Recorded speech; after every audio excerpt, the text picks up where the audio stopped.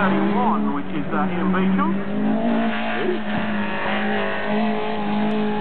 Ian at Code 5 GTI, second year competing in speed and won the Torbay Speed Championship last year. Dad, is this working? Yeah. I can't make it go in or out. No, you don't. Oh.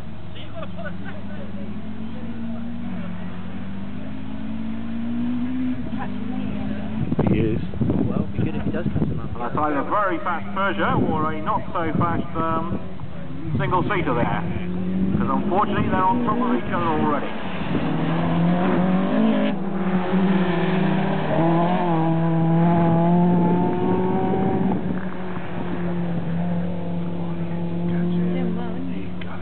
So Philip Nickel there in the LDS Special. Yeah, I think he does. 47.88 and 44.25 on your two split times. Yeah.